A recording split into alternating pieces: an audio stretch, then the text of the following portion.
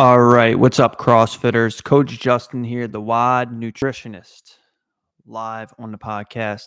Here at CBG, we help you lose body fat, build muscle, and crush your WODs without tracking macros.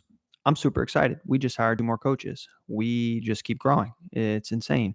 So now we have, I believe, 11 total coaches. All of the coaches here at CBG are full time, meaning like this is the way they make their incomes, their livelihood, and they're committed to changing your life, which is awesome. I'm happy with the way that the program is built and what we've done.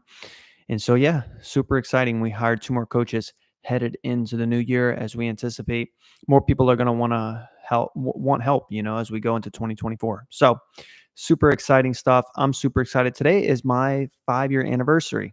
Also, married 5 years, flew by, and yeah, yeah. Rebecca, my wife, and I are super pumped. So I'm excited. This obviously is going to come out after our anniversary, so it won't, when you're listening to this, won't be our anniversary anymore. So it's good. 5 years of marriage. I recommend it. Best thing I've ever done.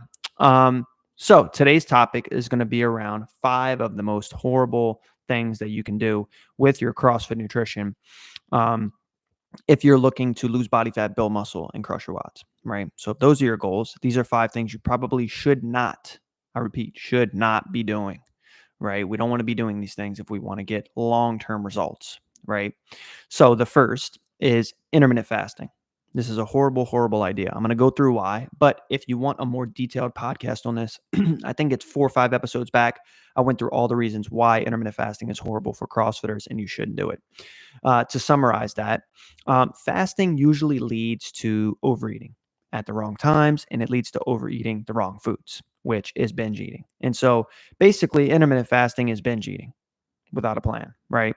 And so, although there are some benefits to intermittent fasting, right, especially for people that are very sick on the sick health continuum, right, meaning like the amount of weight that they need to lose is so much, any way that they can do it is probably healthier than being at the current weight that they are. And so intermittent fasting may be a solution for them, right? For most of us that are looking to lose maybe like 30 pounds, 20 pounds, maybe less than that, want to build some muscle, crush our WODs, the intermittent fasting is not going to be a long-term solution, right?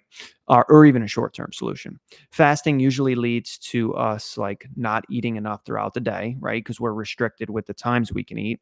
And so therefore we overeat at night. And guess what? When you don't eat enough throughout the day, you make terrible choices with food when you do have the opportunity to make a food choice, right? And so it cultivates binge eating, it cultivates overeating, and a horrible relationship with food. And I don't recommend it for anybody, right?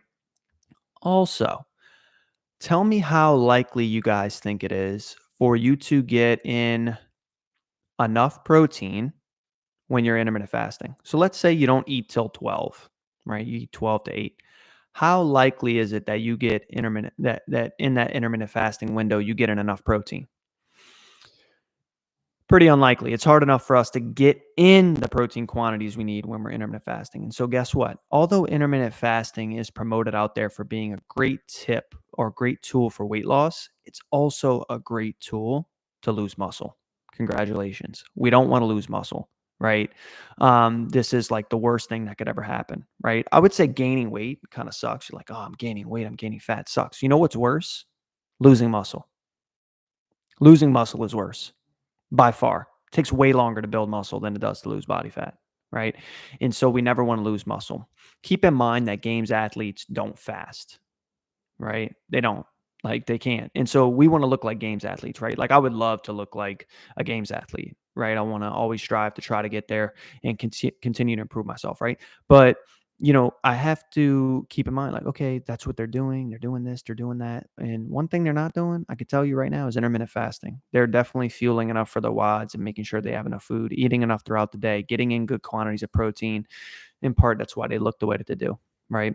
So this is number one. If you want to wreck your chances of never reaching your goals of losing body fat, building muscle, and crushing your WODs, then intermittent fast. It's a great way. Next tip, right, or thing that you probably is going to sabotage you if you're not doing it is if you're not taking creatine. Creatine is the most studied performance supplement out there. Do you want to build strength? Do you want to have better cognitive function? Do you want to push harder at the end of Metcons? Do you want to recover more easily? then you should be taking creatine, right?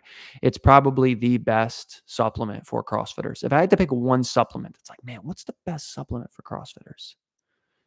It'd be creatine, 100%. 5 grams daily, take it consistently. It takes 2 to 3 weeks to saturate the muscle. You're not going to get bloated on it. I think I did a podcast on creatine too. If not, I will do. I will debunk every single myth about creatine that you guys believe out there, and give you some more optimism as to why you should be taking it and taking it consistently. So this is the second thing, right? Third, you're wrecking your chances of crushing your WODs, losing body fat, and building muscle if you're not drinking or eating intra-workout carbs, right? Having a liquid carbohydrate, so it could be Gatorade, it could be dextrose powder. You could easily bring like some dates with you to the gym, or something that also is super quick digesting, like a white bread and jelly sandwich, like something that is going to give you a little bit of an extra push at the end of the workout, right?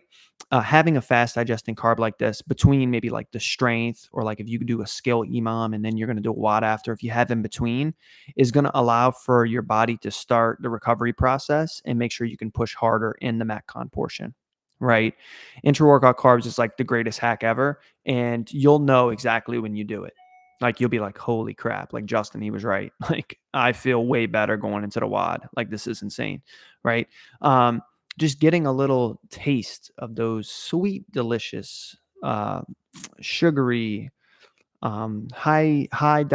quickly digesting carbohydrates when they hit the tongue. I mean, it's legit.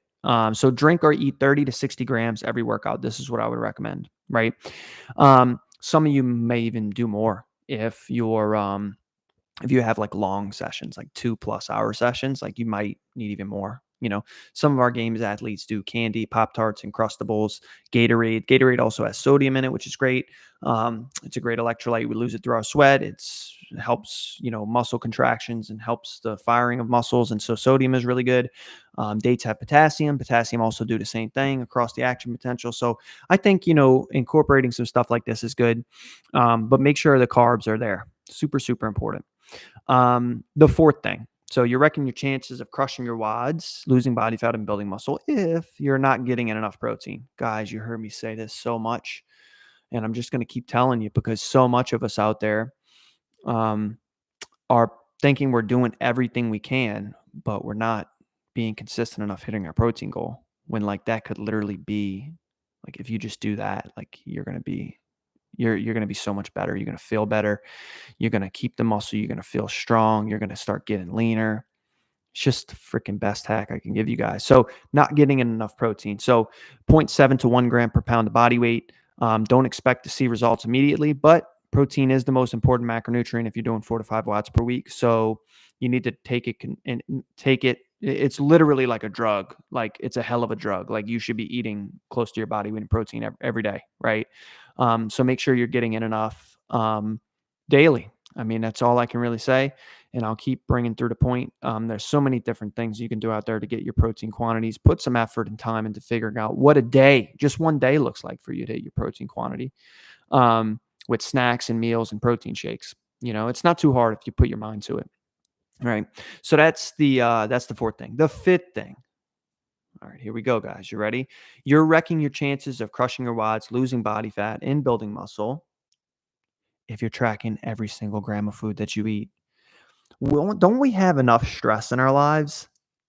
Like, don't we have enough stress? You guys want to add more stress of tracking every gram all the time? Like every piece of gum you chew, like every piece of lettuce you eat? Like, this is insane. It's a great start. Don't get me wrong. Like it's going to help you bring like more food awareness, like and create more food awareness for yourself. But like tracking every single macronutrient you eat in MyFitnessPal, bringing a scale to a restaurant is not a healthy relationship with food. Like I just don't care what anybody says. It's just not. And so our program is obviously built to help you use tracking as a tool and then quit tracking, right? Like that's the whole idea. And we build out our blueprints to help you get there, that help you actually create habits and not tracking 3 numbers like Tetris in MyFitnessPal. It's unbelievable. But like, it's a great start. So those of you just starting, I don't want to discourage you. Keep going. Do it for a month or two till you build the skills. And then hit us up for our free macro cheat sheet and no tracking macros guide. just shoot me a DM on Instagram and I can get it to you guys. But yeah, I think stressing about every single gram of food you eat is definitely keeping you from reaching your goals long term. You know, so we have lots of free guides, guys. Go ahead and DM me on Instagram or on Facebook, wherever you can find me. And we will send over a free guide that's going to help you reach some of these goals. We may need to ask you a couple questions about like what your goals are, because we don't want to send you a guide for like something that makes no sense for you. So yeah, just shoot over a message. We are going to transition into our nutrition for time segment where I ask you guys questions, or you guys ask me questions. I don't need to ask you guys any questions about nutrition, right? And how you can improve and in a variety of ways of maybe in which you're struggling, right? So we're going to go through our nutrition for time segment where I'm going to take a couple of questions from the week that you guys asked. But first, I want to go over our sponsor for the show and a sponsor of CBG, Violet Coffee. Violet Coffee is a coffee company that provides, in my personal opinion, the best coffee that I've ever had. It's so, so good. They create it fresh. They deliver it straight to your door. They have like 20 flavors. It's like, it's insane, and they have popular flavors and things like that. I personally like the pumpkin right now because we're in that time of season. I'm probably going to transition to the cowboy. It's a different flavor they have because pumpkin season is ending soon. But they're just great people too. Small business, just like grinding, like trying to also, and I'll do a podcast specifically on caffeine and like the importance for CrossFitters. But caffeine is like the single-handed most greatest pre-workout that you can take. Like there's nothing better, and it's in a lot of pre-workout supplements, but coffee itself like has caffeine in it, obviously, so go ahead and give them a shout. Violetcoffee.com. Go ahead and order, use code CBG for 10% off at checkout. Now, let's go through you guys' 3 questions. Okay. Got a couple rippers in here. I'm hoping that gives some clarity for you guys, gives you guys some better understanding. So, what do you think about the meat and fruit diet? Okay. Meat and fruit diet. So let's see. This is heavily promoted by Ryan Fisher, from my understanding. Guy's jacked. He's ripped. Looks good. I can guarantee you he's not just eating meat and fruit. So let's put that, like, if you heard this from Ryan Fisher, Ryan Fisher knows he's not eating meat and fruit only, right? So, and if he says, I don't know if he's actually promoting that you should just eat meat or fruit only, but he certainly is not eating just meat and fruit only. I can guarantee you that. Maybe most of his diet is meat and fruit, which is a good thing. That's great. But I can tell you right now, not all of it. Not all of it's meat and fruit. And so don't even represent or associate that meat and fruit got him the way he looks. Like that didn't get him the way he looks right now, right? It's not. That's BS. He's probably having other forms of carbohydrates and things necessary. He trains like his life is training. So if you heard this from him, then yeah, he's not even doing that. It's kind of like a lot of macro coaches, like, hey, track every gram of food you eat, but your coach isn't even tracking every gram of food they eat because it's unsustainable and not practical, right? So keep this in mind, right? There's a lot of good nutrition information out there, but may not be good information for you. Okay. So ideally, yes, if we could eat just meat and fruit, excellent. It has pretty much all the micronutrients and vitamins that we would need. It's a great way to get in the right protein quantities. You're probably going to be pretty low on fat if you have a diet like this, which is not good for overall hormone health and central nervous system drive. However, maybe you could supplement in some of that and have some fats here and there. So I would say this is like a worse form of paleo. Like this isn't sustainable. It's not sustainable to just do meat and fruit. Like, that's ridiculous. Like you can't just eat that the rest of your life, right? And in an ideal world, like, yeah, of course, like, hey, just eat meat and fruit. This is great. But I mean, do you want to conform to that level of restrictiveness? Like, is that possible for you? Like, ask yourself these questions. Like, are you never going to have a pizza again? Like, what? No. So I don't think it's sustainable for most people. You want to give it a try. I think it's good. It's a great way to see how your body responds. Keep in mind that your body probably will respond positively to this because you're probably eating a lot of junk right now, and then you're eliminating that junk. And so it's not a matter of fact that you're eating a meat and fruit diet, it's that you eliminated all this other stuff. And so what I would recommend first is eliminate some of that other stuff, you're not supposed to be having, and then have a whole diet with like whole grains and starches and meat and fruit too, right? That's good. And then see how that works for you first, before you decide to go freaking, you know, death con all the way to just meat and fruit. So this is a worse form of paleo. I don't recommend it, at least not for the long term. If you do it, kind of like dry January, make sure you have an exit strategy. So what are you going to do after you do a meat and fruit diet for a month? You're going to slowly introduce back in this and that. You don't want to go crazy and start binging everything. That's kind of what people do with the dry January. They start drinking alcohol and then they don't have an exit strategy, right? Whereas like me this year, what I did was like, I'm just going to have one drink every weekend. I'm like, okay, that's good. That's a good exit strategy. And I applied to it and it works. So have an exit strategy if you do this, right? So that's question number one. Good question. Second question. Since I started CrossFit, the scale is going up. What do I do about this? Okay. This can happen. This can definitely happen. The reason that the scale is going up for you is because you're gaining muscle, which is like really great, right? Um, It's really great. Like I can't think of anything composition wise that would help you look better overall for the long term, help you get stronger, more functional, like everything than building muscle. It's like awesome. So, but what you're also probably doing is you're probably putting on some body fat as well, and it's feeling kind of uncomfortable for you to look at the scale and see a number maybe you haven't seen in a while, or maybe haven't seen ever, right? And so this is why CrossFit nutrition is so different than just like nutrition for somebody like doing something else, is because a lot of us are lifting weights for the first time. We're doing heavier weights than we ever have. We're doing new movements we haven't done in our entire life. Even in our teens and 20s, we didn't do this stuff. And now we're doing it in our 30s and 40s. So, you're going to build muscle. You're hitting in ranges of motion. You're, going to absolute fatigue. You're applying progressive overload and linear progressions and doing back squats at weights that are over your body weight. Now it's amazing, right? It's great, but maybe you feel a little uncomfortable with what the scale says or how your body is looking, right? This is where the nutrition comes in.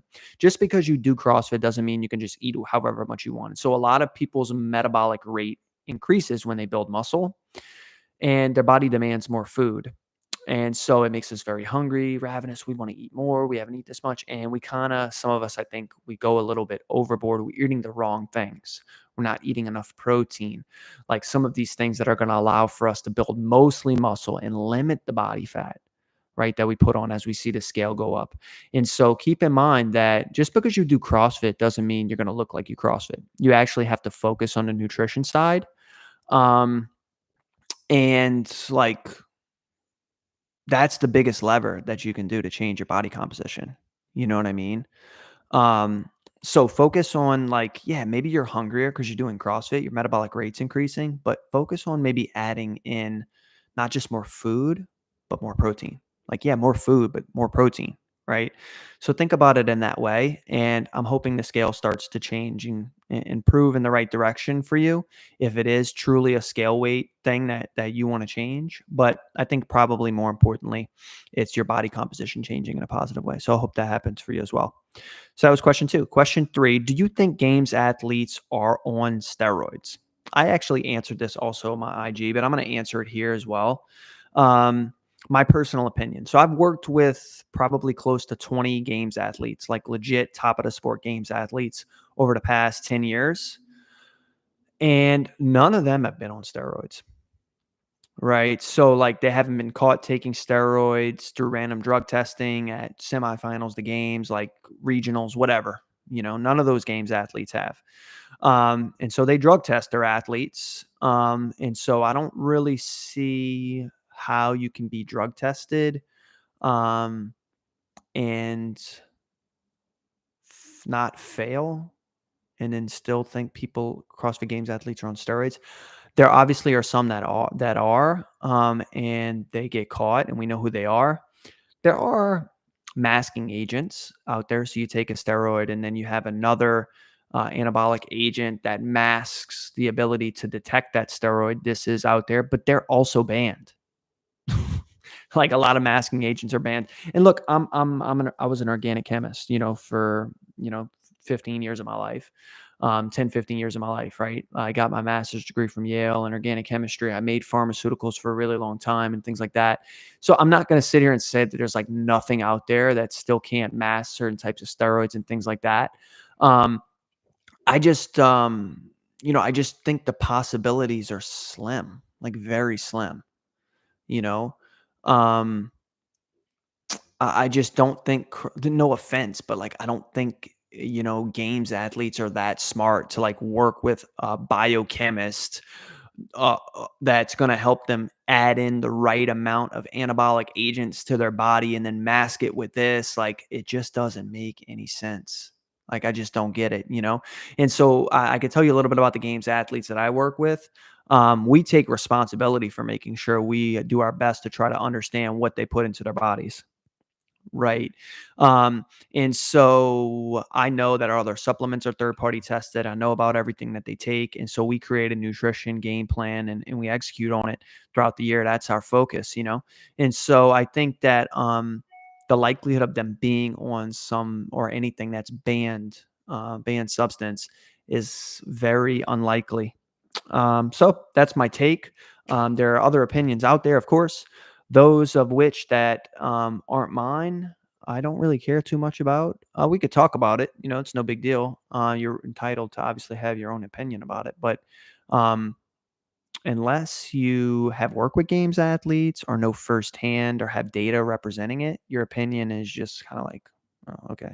You think athletes are on steroids? Okay.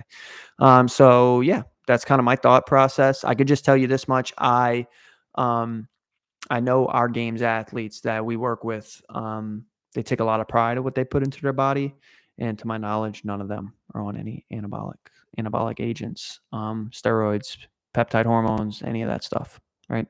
So yeah, I don't think so. But yeah, so that's the podcast, guys. I appreciate you guys for listening. For those of you that don't know me or missed the introduction, my name is Justin. I'm the WOD nutritionist. I help you lose body fat, build muscle, and crush your WODs without tracking macros. If you guys want any free guides, go ahead and shoot me a DM. Say the word free guide. My team will figure out what your goals are and send them over.